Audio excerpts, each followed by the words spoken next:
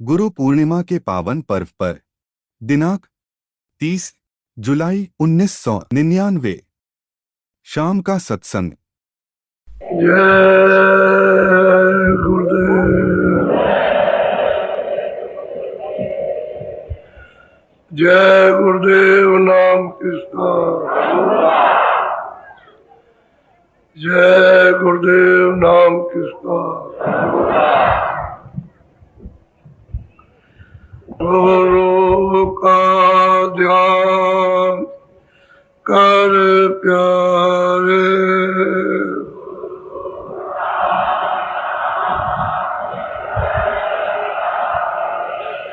गुरु का ध्यान कर प्यारे।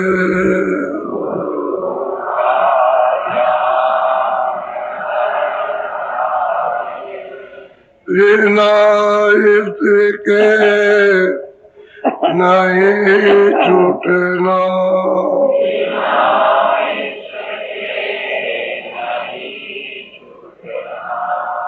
नाम के रंग में रंग जा,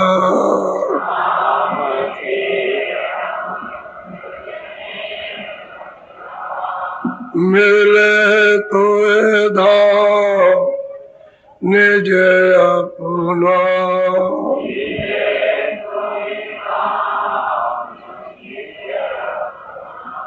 गुरु की तरह दल कर ले,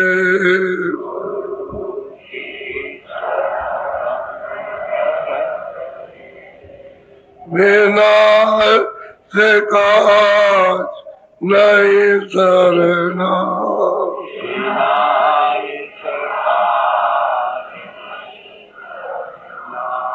लोभ और मां क्यों चाहे,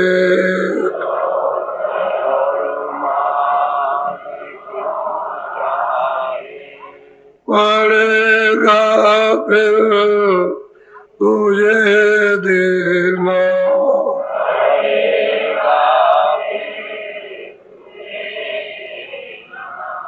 कर्म जो जो करेगा तू,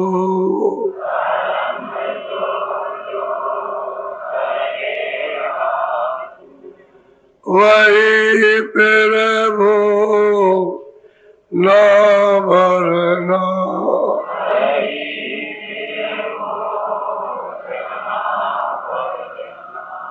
जगत के जाल से जो त्यों,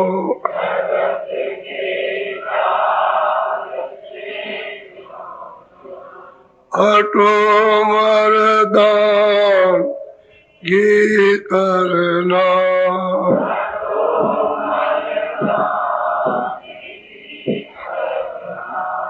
जिन्होंने मन डाला,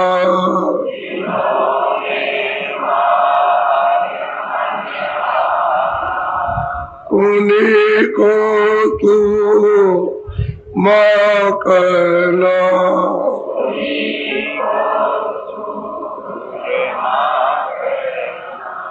बड़ा मेरी ये मन घट में,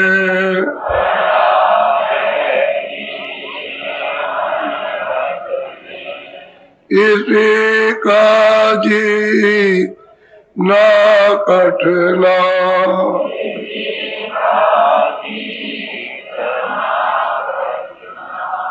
पढ़ो तुम इसी के पीछे,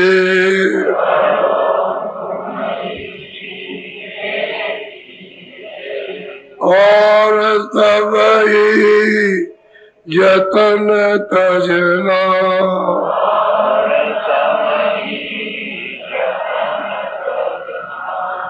गुरु की प्रीत कर पहले,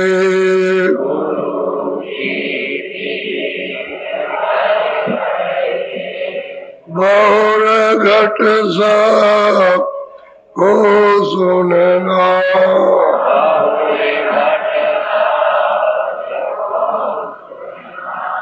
मान दूंगा ये मेरी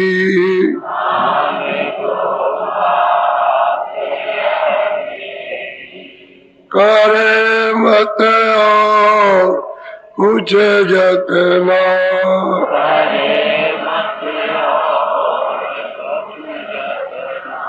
और जब जाए मन तुझसे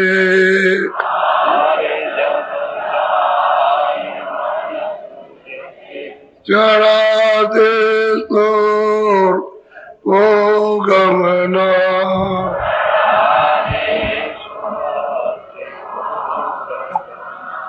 और सब काम जग झूठा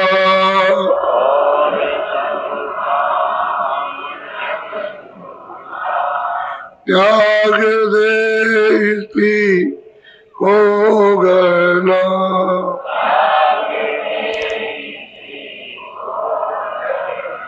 गुरु का ध्यान कर प्यारे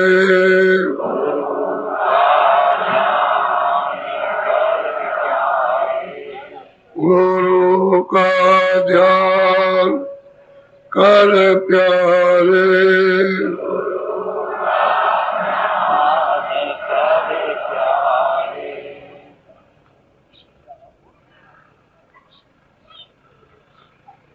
नर नारियों बच्चे और बच्चियों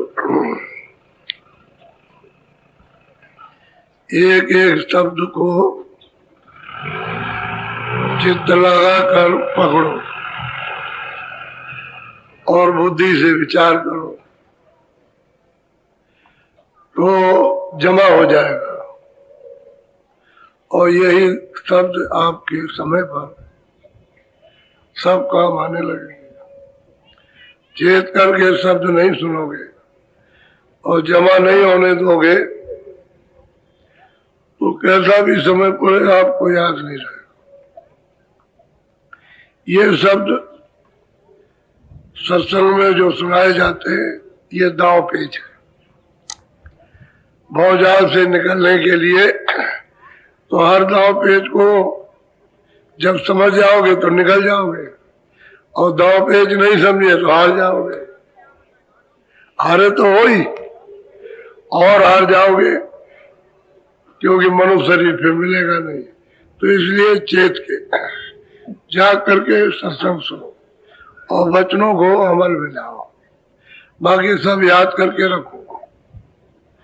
जैसे मक्खियों का छत्ता होता है ऐसे ही बारीक बारीक इसमें छेद होते हैं, बहुत बारीक, यानी आले से भी दूरबीन से भी नहीं दिखाई देते, अंदाजा लगाया करते हैं, लेकिन छोटे छोटे जैसे ये रोग इससे भी छोटे छेद होते हैं, उसमें ये सब आपके शब्द प्रवेश होते जाते हैं और उसी को हृदय कहते हैं। हृदय उसी का नाम है कि आप उसको जमा करके रख लो। तो बड़े सौभाग्य ये समय जो आपको अब की बार प्राप्त हुआ है। और अब की ये कहा गया था कि आप बहुत सुडौल, अब की बार आपको ऐसा महसूस होगा कि हम लोगों में परस्पर प्रेम, सद्भाव और दीनता, अच्छे बुरे कर्मों को समझने की थोड़ी बहुत समझ बुद्धि में आएगी। अब यह है कि आप शाकाहारी सब बनो।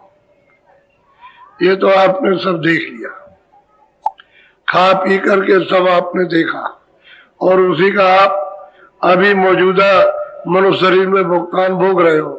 लेकिन जब जीवात्मा इसको भोगने के लिए जब भेजी जाएगी और शरीरों में तो उसका जालिम जुल्म, यानी वो रख करके ऐसे काटता रहता है, ऐसे हर वक्त उसका ये चलता रहता है, करता ऐसे काट बंद नहीं होता।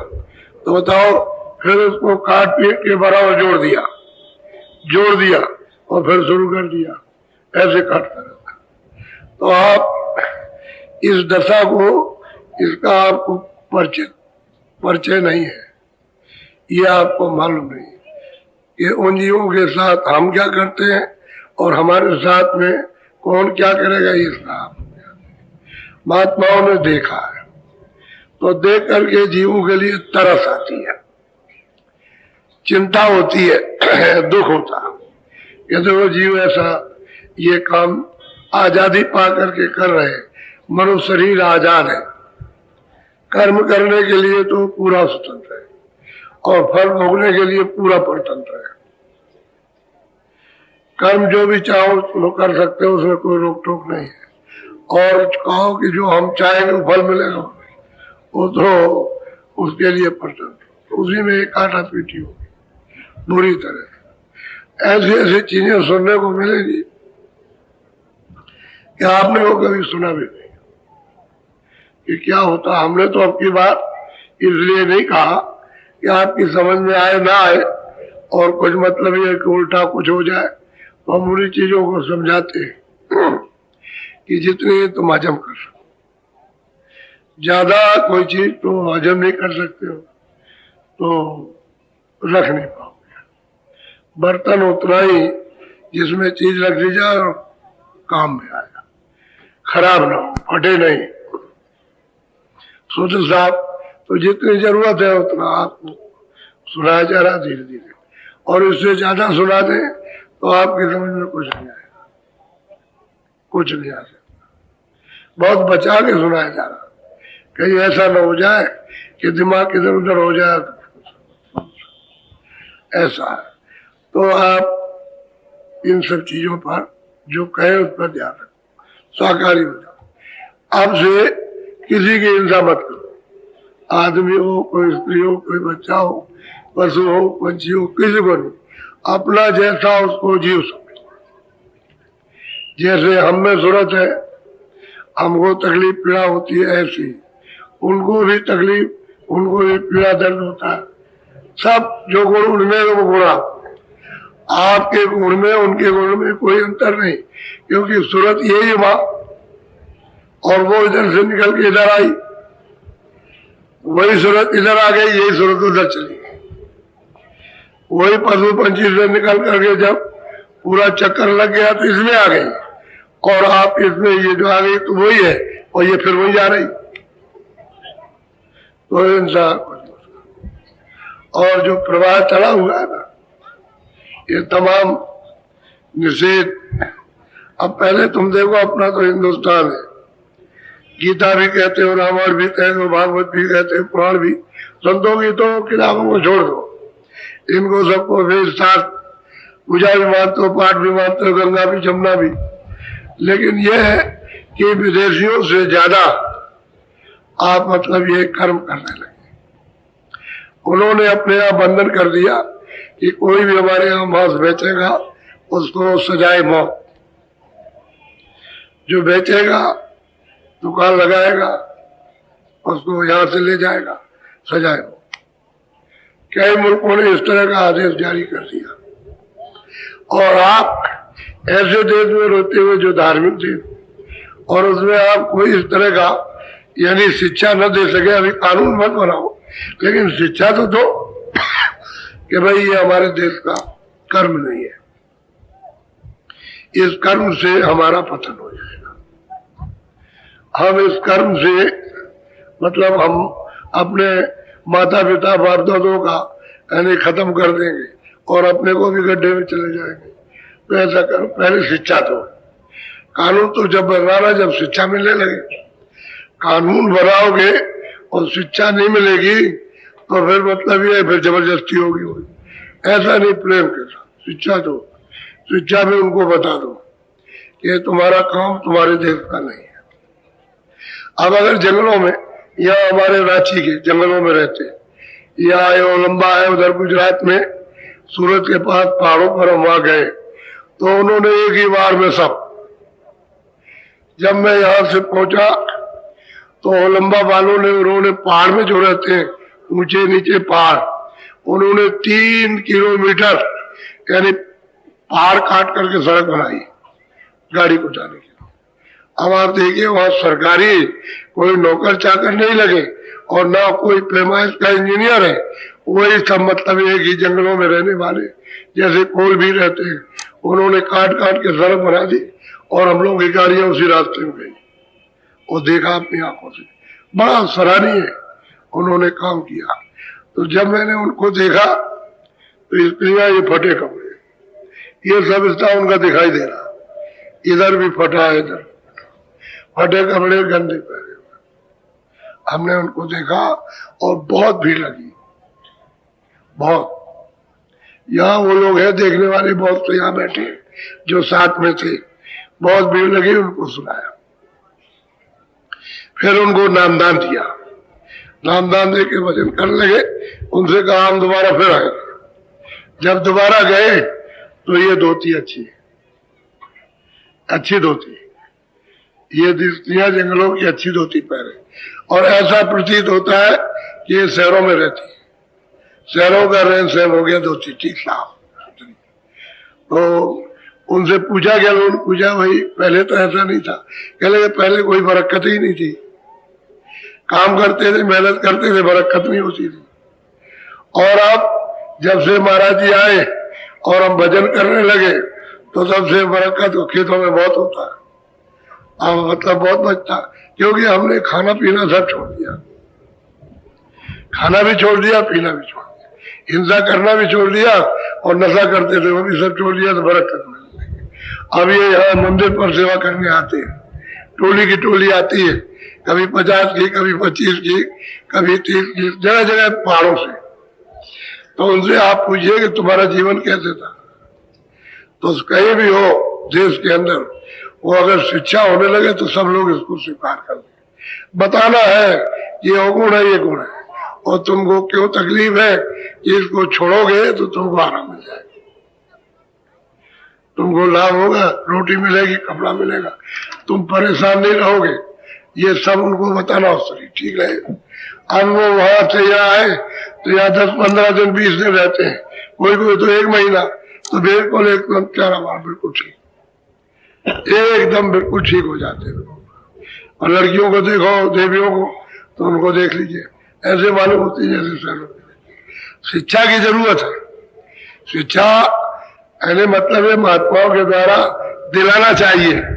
तो दिलाने के लिए मतलब ये कि उनको कहना चाहिए कि शिक्षा तो सब जगह फैल जाए, शिक्षा सब लोग शाकाहारी हो और मतलब इन चीजों से अलग, तो सब लोगों में प्रेम प्यार आ जाए सब में। अब बाहर का कोई आदमी आ जाए तो तुम्हारी चोरी कर ले, वो बात अलग है, लेकिन जो वास्तव में सत्संगी है जो आए वो तो किसी की कोई चोरी नहीं करते। अब तुमको सत्संगियों को सीधा सादा समझ करके, चाहे कर्मचारी हो चाहे अधिकारी, उसकी जेब से भी निकाल लेते उसके। लेकिन अब यह है कि सत्संगी जो समझ गए, जिनको सत्संग मिल गया, प्रेम प्यार से रहते। तो शिक्षा की बड़ी जरूरत है उनको, हम लोग शिक्षा से बिल्कुल दूर कर दिए, मानव शिक्षा से दूर कर दिए। इसलिए ये सब हमारे जितने भी व्यवहार छोटे से बड़े तक और रहन सहन सब चला गया, तभी तो झगड़ा झंझट सब जगह हो गया। तो अब मैं ये कहना चाहता था कि नामदान तो मैं देना ही चाहता हूँ आज ही, क्योंकि बारिश तो नहीं है और बहुत से लोग अभी आज भी आए और कल भी आए थे, और गुरु पूर्णिमा के दिन तो आए थे। हम चाहते हैं कि भाई उनको भी रास्ता दे दिए, इसी इच्छा से आए कि चलो हम नामदान ले आएंगे, तो थोड़ा बहुत जो बन जाएगा तो भजन करेंगे। अब ये है कि भजन करने की जब आपको लालसा लग जाए तो कल लगेगी, आते जाते रहोगे, आते जाते रहोगे तो लगन लग जाएगी भजन करने, आते जाते रहोगे तो मतलब ये हो जाएगा प्रेम प्यार, तुम्हारा भी प्रेम हो जाएगा और जो तुम्हें रास्ता बताएगा उसका भी प्यार हो जाएगा। आते जाते रहो, एक दिन से दूसरे दिन, दूसरे तीसरे न मिल सके तो बार बार नहीं तो पच, और पच सेवा नहीं तो मास सेवा, मास सेवा नहीं तो 3 मास में, और 3 मास नहीं 6ठे मास, 6 महीने में आओ जाओ। और वर्ष कहते हैं कि बरस देना, और बरस दे 1 साल हो जाओ जरूर आओ, मिलना जरूर चाहिए। और बरस देना नहीं कर सके ताको लागे दो, फिर उसकी कभी मतलब ये गति नहीं हो सकती। मिलते जुलते रहो, आते जाते रहो, तो जल्दी काम होता है। तो संग में मिल जाएगा, समझ भी आएगा, क्योंकि सब तो चीज समझ नहीं सकते। तो अब ये लोग गोस्वामी जी महाराज के पास पहुंचे, तो ऐसे जल्दी थोड़ी समझ गए थे। पहले बहुत दिनों तक समझ के लिए सत्संग करते रहे, अज्ञानता में पूछते रहे, ये क्या, ये क्या, ये क्या, हमारी किताब में ये लिखा, उसमें ये लिखा, उसमें ये लिखा। तो ये प्रश्न करते रहे किताब में, तो शंका जब दूर हो जाए तभी तो आगे चलेगा। ऐसे ही आते जाते आते जाते, तो जो शंकाएं जो भरी हुई है धीरे धीरे दूर हो जाती है और फिर सीधे रास्ते में लग जाते हैं। तो वो देवियां, उनको रास्ता मिल गया और अंदर बैठ करके पक गई बिल्कुल। अब उनमें कोई कोर कसर कमी नहीं, पूरी पक गई। तो रास्ता उन्होंने बता दिया, और जैसे ही रास्ता बताया वैसे थोड़ी सी मदद करने की तब जरूरत पड़ती है, बस एकदम से चल पड़ी। और शब्द तो नहीं, तुम्हारे पास ही गुंजार पार करता, जया सूरत बैठी है, बस इतनी दूर पर आंखों के सामने है, कानों के सामने, बस थोड़ा सा, और उसी से आप अलग हो, और बीच में काई कर्मों की वो जमा, जिसकी वजह से आपको न देखने का अनुभव न सुनने का परिचय। और इतना ही, डोरी तो उसने ऊपर से नीचे तक डाल रखी, अगर वो डोरी न रहे और डोरी को खींच ले ऊपर, तो ये सभी ब्रह्मांड खत्म हो जाएंगे, एक भी ब्रह्मांड नहीं रह सकता। यहां से लेकर वहां तक कोई जीव नहीं रह सकता, न जल, न पृथ्वी, न अग्नि, न वायु, न आकाश। वो डोरी को खींच ले, तो असल में डोरी तो सबके सामने है। अब यही है कि बात उन्होंने पकाया, बस मसाला हृदय को साफ किया और फिर से उन्होंने उसको जोड़ दिया। अरे और क्या होता, तार लिया, फ्यूज हो गया, और देखा क्यों बिजली नहीं पास कर रही, कहते फ्यूज हो गया करंट, बस तार लगा, उन्हें फट लगा दिया, बिजली जल गई। ऐसे ही महात्मा करते। और घाट पे बैठा, वो तो बाहर से पकाया मामला बाहर का था, अंदर से सफाई करके फट जोड़ दिया, बस चालू हो गया मामला। जैसे ही सूरत को सबसे जोड़ा, बस शुरुआत हो गई चढ़ने की। चढ़ना है असल में। तो देवियों ने तो ये बेचारी किस तरह से कही है, आपको संकेत में सुनाया, और भी ज्यादा व्याधा और भी ज्यादा तड़प, वो तो बात कही नहीं आपको। तो कहते हैं कि जिस तरह से वो पहुंची है गोस्वामी जी महाराज के पास में, वो तो उनकी तकलीफ वही जाने, दूसरा कोई नहीं जान सकता। आप क्या पहचान सकते हो? जाके गई न बीमारी हो, क्या जाने पीठ पर आई, जिसके बीमारी नहीं, फटी नहीं, वो दूसरे के दर्द को क्या जान सकते? वही जानता है जिसके लिए दर्द हुआ। आप मालिक के लिए दर्द हुआ उसका दर्द, और जब तक दर्शन नहीं हो जाएगा उसका, तब तक ये मानने वाली नहीं, ये नहीं मानेगी। इनको ना कोई धन चाहिए, ना कोई दौलत चाहिए। वो तो ये कहती है जो कुछ हो सब खत्म करो, ये धन दौलत जाल है। और आप कहते हो धन दौलत मिले, वो कहते हैं खत्म हो जाए। अब कितना अंतर हो गया, जिसके पास वो कहता खत्म हो, और जिसके पास वो कह रहा और हो जाए। तो और हो जाएगा, तो तुम में तो विवेक नहीं है, तो तुम फंस जाओगे। अब जिसके पास है वो जाल से निकल रहा, और महात्मा को उपदेश दे रहा, ये भोजाल है, ये धोखा है, ये माया की छाया है, साथ नहीं जाएगी, 4 दिना का वासा है, फिर उसके नर्क निवास, वो स्त्रियों को।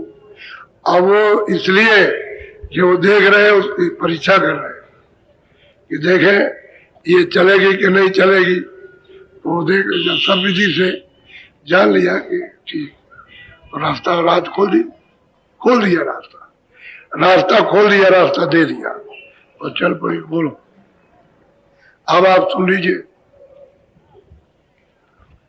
मैं इसलिए आपको सुना रहा हूं ताकि आप ये न समझ सके कि आप मतलब बनावटी बात कर रहे। अरे भाई, मुझे तो जो गुरु ने जो कृपा और दया की, जो बताया, मैं उससे ज्यादा क्या बात करूंगा।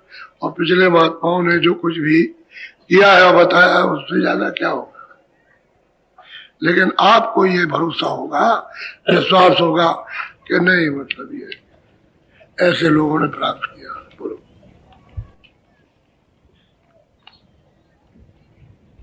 तुलसी पूछे बात अर्धराति कसे आइया, करिया कई विख्यात सैनी के संग में चली। करिया कोई स्त्री ऐसी नहीं थी जिसको कोई नहीं जानता, वो तो स्त्री विख्यात थी, सब उसको जानते थे। तो जब पता लगाया कि कहाँ चली गई तो मालूम हुआ कि वो तुलसी की कुटी पर गई, कुटी पर चली गई। अब ये चर्चा हुई कि अकेले कैसे गई, अकेले वहां कैसे गई। जब वो लौट करके जब भी आई तो यही चर्चा रही कि गई किसके साथ।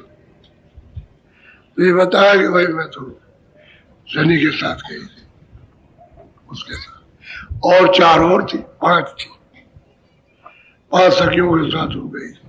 तो असली बात यह है कि दुनिया बड़ी निगाह रखती है कि कौन कहाँ जाता है, कौन क्या करता है। जब विरोध हो जाता है तो ज्यादा छानबीन करते हैं, और विरोध नहीं होता है तो कोई बात नहीं। तो गोस्वामी जी महाराज का विरोध हो गया। देखिए उनके यहाँ कौन कौन जाता है। बोलो, जहां से आपने खत्म किया था वहां से। हाँ, करिया से घर सिधाई, अपने अपने मंदिर। वो तो करिया को तो पहले मिल गया, उन्होंने रास्ता दे दिया। जब 5 गई थी साथ सहेली तो उन्होंने इधर बैठ के दे दिया, वही बैठी रही। तो वो सबकी सब चक्रित हुई कि भाई इन्होंने कौन मंत्र उसको सिखा दिया और हमको नहीं बताया। असल में उन्होंने बताया जरा सा अलग हो के इसलिए कि इनमें भी वही प्यास लग जाए, और कोई बात नहीं थी कि तड़प में भी हो जाए। बात वही हुई कि ये तो लेके चले आए, हम रह गए। दर्शन किए, सब कुछ किए, और पाए लागी, सब कुछ किया, लेकिन अब ये घर में आई तो आते ही मतलब ये जब इसके पति ने सुनाया तो मतलब है कि ये तड़प हुई। और इसने जब ये देखा कि भाई इसको तो मतलब मिल गया, इसको तो कुछ बता दिया, हम रह गए, अब उसको तड़प। और घर में आकर के रात दिन चिंता। बोलो। निस दिन उठे गगन घन घोरा, तामे अटकी रहे मन। और वो दोनों स्त्रियां ये कहती है कि निस दिन जब मैं घाट पर बैठती थी तो ऊपर से घना घनघोर आवाज,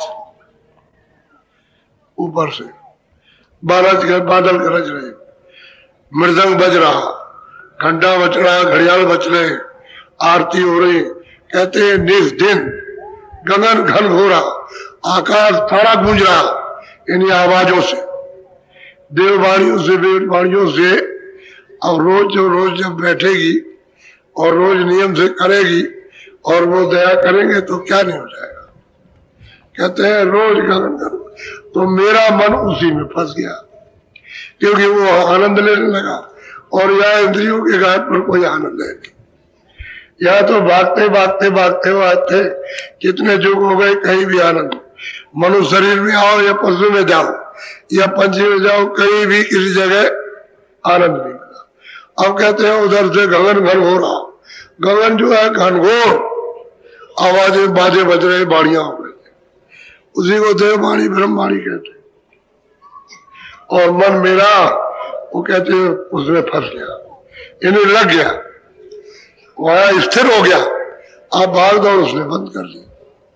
अब इंद्रियों के दरवाजों पर भाग के नहीं जाता, क्योंकि वो जो आवाजें हो रही हैं वो तो सब अमृत में डूबी हुई, जो भी आवाज हो रही है अमृत से डूबी हुई। तो इतनी मीठी, इतनी शीतल, इतना आनंदित, कैसी आनंदित कोई चीज है नहीं। कहते हैं मेरा मन उसमें लग गया। अब वो कहने लगी निश्चित। अब उनको आनंद, जब घर में बधाइयां होने लगे तो बधाई किसकी होती है? आनंद कर, और बधाई ऊंचे से बजती है। खुशहाली की बस्ती है बताइए। वो गगन घन घोरा आवाज हो बोलो। कर्मा धर्मा रहे पुनि दोई, बोर भये उठी पहुँचे सोई। ये तो चली गई, ये तो वहां से लौट करके आए, तब कर्म धर्म दोनों गए। तो ये कब गए? सवेरे, जब सूरज निकल आया तब ये गए, और वो अर्धरात में चली, वह आधी रात हो गई। और वह आधी रात को उसने तो, उसको तो बताना था, उनको तो लेना नहीं था, उनको तो मार्ग मिल गया था, लेकिन सैनिक को लेना था तो उसको भी मिल गया। अब ये सुबह पहुंचे कर्मा और धर्मा, ये भी जैन मत के, और बड़े धनी थे और विद्वान थे। और ये लोग उस समय, उस जमाने में जब गोस्वामी जी महाराज थे तो प्रसिद्ध थे, सब लोग इनको जानते थे। बोलो। तीजे से खटकी उठी धाये, तीनों मिल तुलसी पे। और कहते हैं शेख तकी मियाँ, वो काशी के मजिस्ट्रेट थे, वो तो सत्य है और यहाँ सत्य है नहीं। बोलो। बैठे भेद भाव सब चीना, तीनों बात आपनी की। उनको प्रणाम करके बैठ गए, और मतलब ये कुछ चाहते हैं कि सुना दे। जो कमा करके ले गए, उनकी दिली इच्छा है मुसलमान की कि हम भी कुछ सुना दे, और वो कर्म धर्म वो भी कमा के ले गए, तो कुछ हम भी मतलब ये कि कुछ सुना दे, कुछ बता दे। बोलो। धर्मा कर्मा भेद बताया, निज निर्वाण भेद हम पाया। और उन्होंने कहा कर्मा धर्मा ने कि स्वामी हमने जब साधन किया तो जब ऊपर गए तो नीलगिर पर्वत पर हमको ये चीज मिली।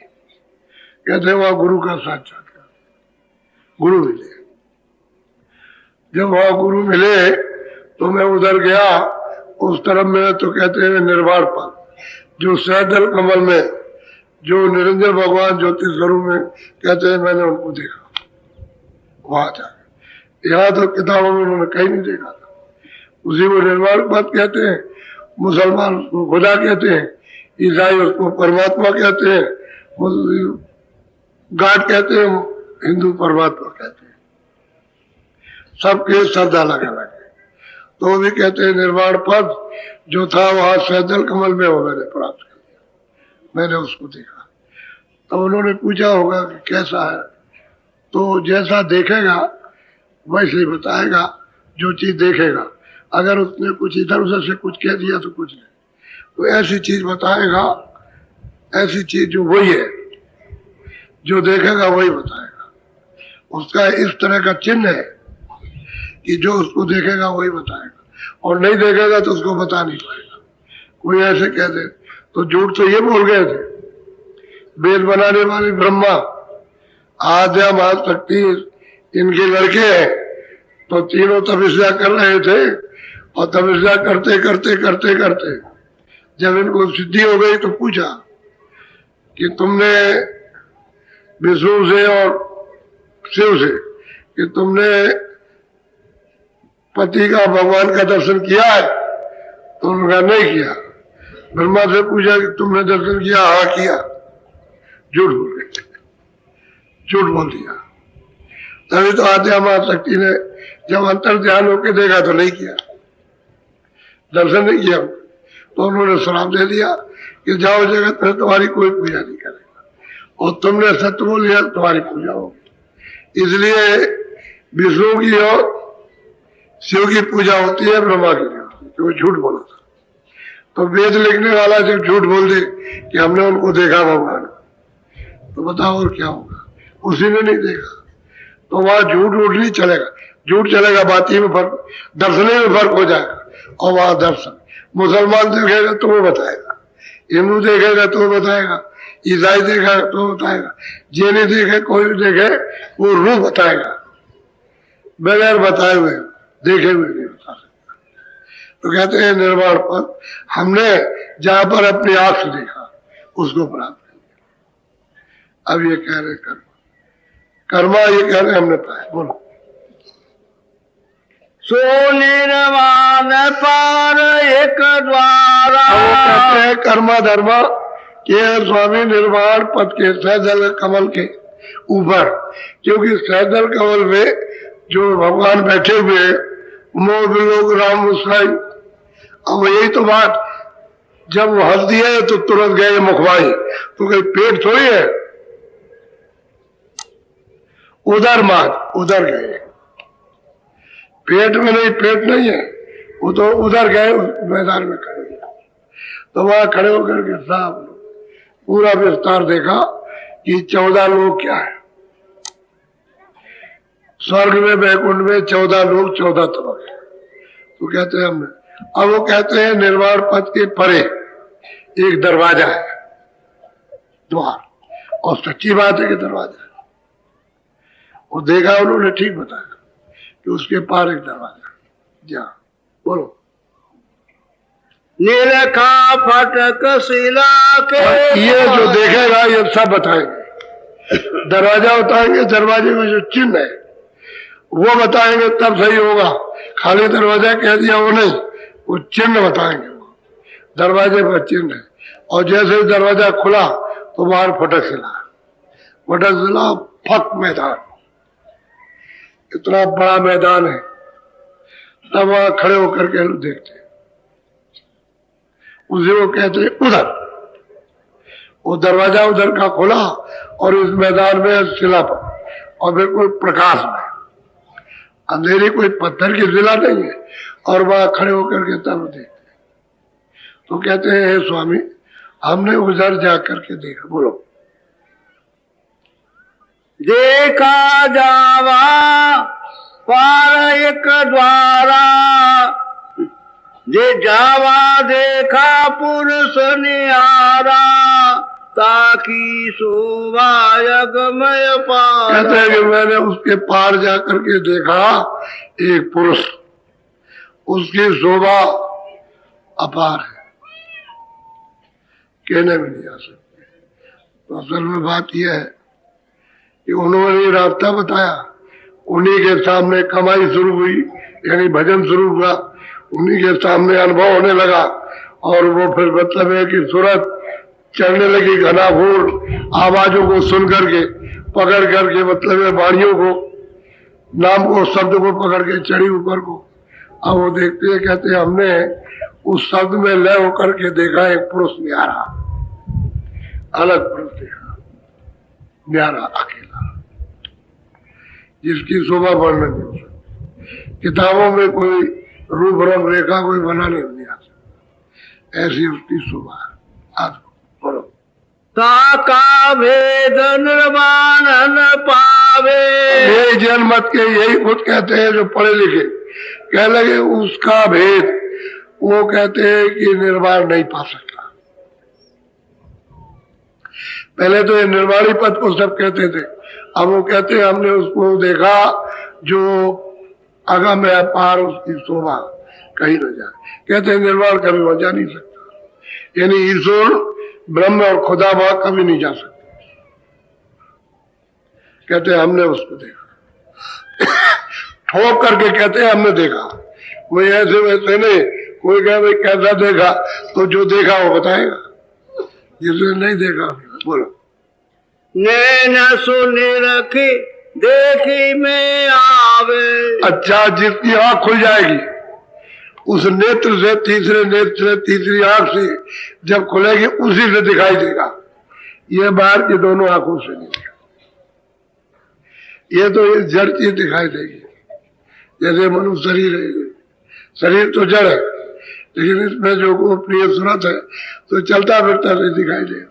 लेकिन वो जो शरीरों से अलग है, जिसमें कोई शरीर नहीं है, वो नेत्र से अपनी निज आंख जो तुम्हारे सबके पास है, वो जब खुलेगी उससे दिखाई देगा। वो जब तक नहीं खुलती है तब तक वो नहीं दिखाई देता। कब कि निर्वाण पद के पार फटक सिला, और उसके पार कहते हैं पुरुष न्यारा, और वो 3 लोग के पार है। ये पिंड लोक और फिर अन्य लोक और ऊपर में ब्रह्मांड लोक और फिर पार कहते हैं उसकी शोभा अगम बोलो। कर्मा धर्मा बोले बोली गोत्रा की पर घट नहीं खो। दोनों आपस में बात की, धीरे से बोले कि देखो यह तो जो है स्वामी जी से सुना दिया, गुरु महाराज को सुना दिया, लेकिन बाहर कहीं यानी हवा ना लगे, कोई जान ना पाए कि तुम्हारे पास क्या, तुम क्या देखते हो। बिल्कुल गोपनीय रखना है इसको। बोलो बोलो बोलो। दो महीने बाकी यस यस बाता तुलसी समझ ली न क्या। कहते हैं गोस्वामी जी महाराज ने जब इनकी बातों को सुना, चढ़ाई को सुना, जो जो इन्होंने अपनी निज आंख से तीसरी आंख में देखा सब समझ लिया। बस इसमें थोड़ा ही सा अंतर है कि एक ने चिन्ह ऊपर का बता दिया, एक ने नीचे का, लेकिन वैसे चिन्ह में कोई अंतर नहीं, निशान मार्ग के ही बताए, थोड़ा ही सा अंतर है। लेकिन दूसरी जगह कह दिया ये, एक ने थोड़ा सा और बता दिया पहले, उसने उसको छोड़ करके दूसरा बताया और दूसरा छोड़ करके तीसरा, लेकिन उसने बता दिया, तो कोई फर्क नहीं। अब वो सब समझ गए।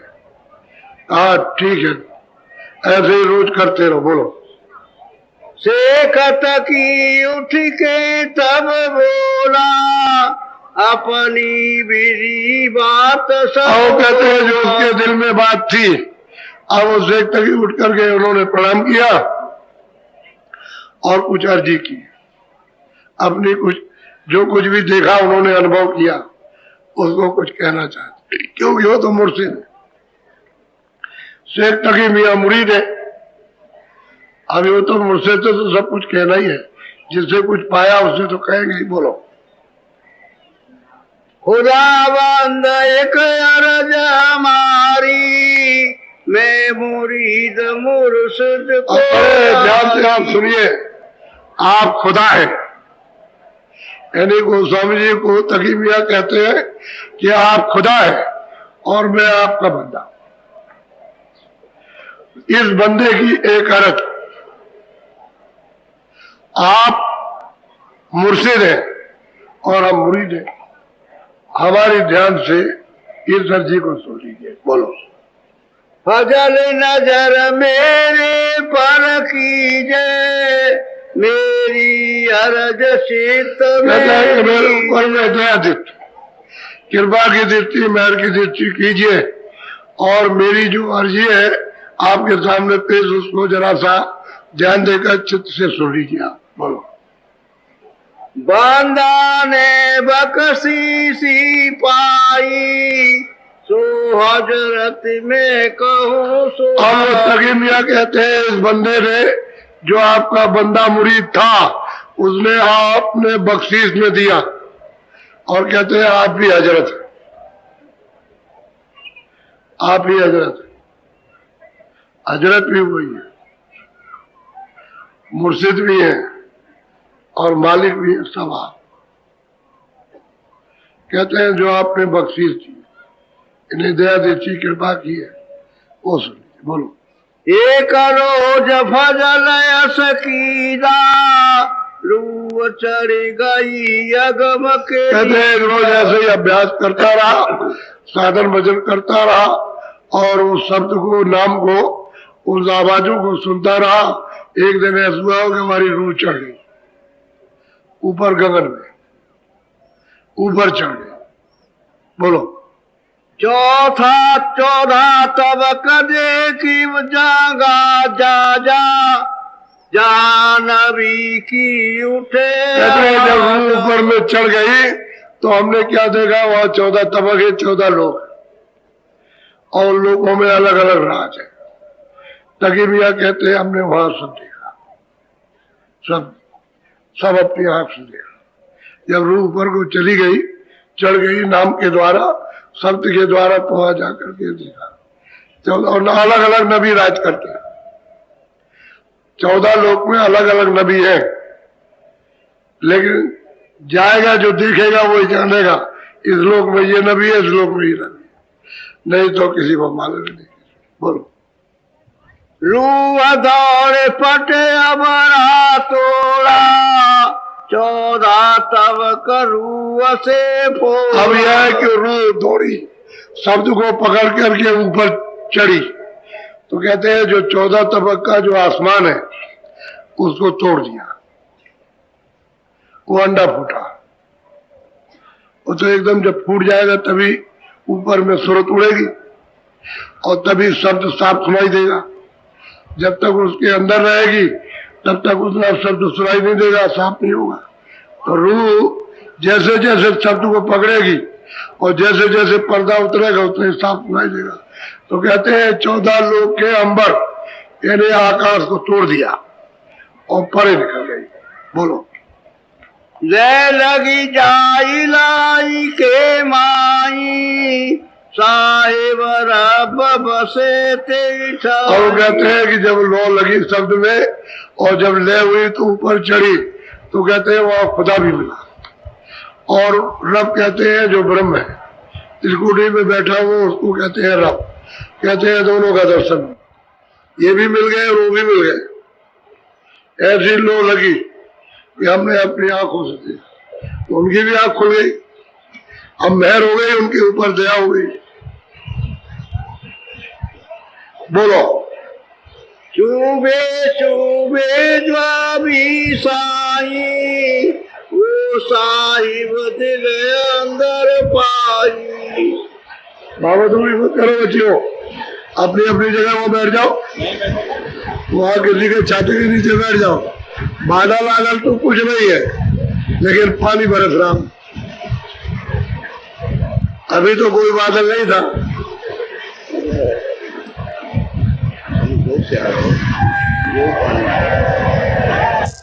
सभी प्रेमी भाई बहनों को मेरा सादर जय गुरुदेव। स्वामी जी महाराज कहा करते थे कि हमेशा पूरा सत्संग सुनो, सत्संग का एक भी वचन छूटना नहीं चाहिए। पता नहीं कब कौन सा वचन तीर की तरह हृदय को बेच जाए और आपका सुमिरन बनने लगे। सुमिरन ठीक ढंग से होगा तो ध्यान भी बनेगा, और जब सुमिरन और ध्यान बनेगा तो भजन भी बनने लगेगा। आप सभी लोगों को मेरी शुभकामनाएं। जय गुरुदेव।